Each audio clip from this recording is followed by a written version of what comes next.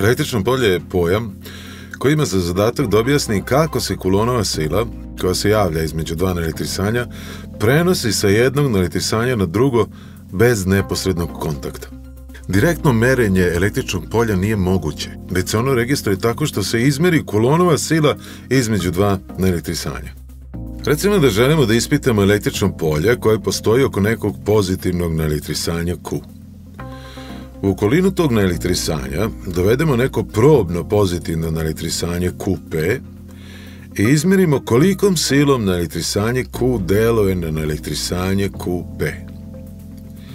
Pomeranjem naelektrisanja QP u okolini naelektrisanja Q i merenjem Coulomnove sile koja se između njih javlja, dobit ćemo niz vektorskih vrednosti sile u okolini naelektrisanja Q. Odmah pada u oči da svi ovi vektori leže na pravcima koji sadrže naelektrisanje Q. Te pravce ćemo predstaviti kao zamišljene linije duž kojih deluje Coulomnova sila i nazvaćemo ih linijama sila električnog polja. Zašto ovo naelektrisanje zovemo probno naelektrisanje? Zato što nas to naelektrisanje uopšte ne interesuje. Njega koristimo samo kao instrument, kao lakmus papir kojim ćemo utvrditi vrednosti veličina vezanih za naelektrisanje Q. Ukoliko imamo više od jednog naelektrisanja, situacija sa linijama sila električnog polja postaje znatno složenija. Linije sila izviru iz pozitivnih naelektrisanja, a uviru u negativna naelektrisanja. Dakle, imaju i početak i kraj. Ovakvo polje se naziva bezvrtložno polje. Prva veličina kojom možemo opisati električno polje izvodi se direktno iz izvršenih merenja. Kako bismo eliminisali utjecaj vrednosti probnog naelektrisanja QP na vrednost jačine električnog polja, izmerene sile ćemo podeliti vrednošću naelektrisanja QP. Tako dobijenu veličinu nazivamo jačina električnog polja.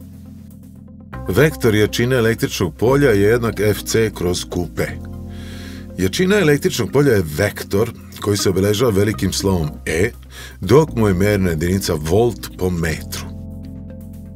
Kako bismo odredili intenzitet vektora jačine električnog polja, treba u prethodnom izrazu zameniti vrednost intenziteta Coulomnove sile između Q i QP, koji se nalaze na udaljenosti R.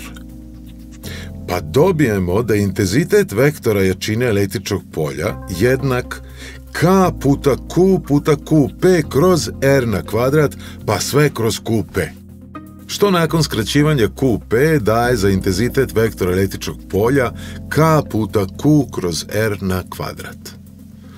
Podsjećam da apsolutne zagrade oko vektora označavaju intenzitet tog vektora. Kompletna lekcija zajedno sa ostalim lekcijama iz ove oblasti je dostupna na sajtu fizičar.com u vidu online kursa.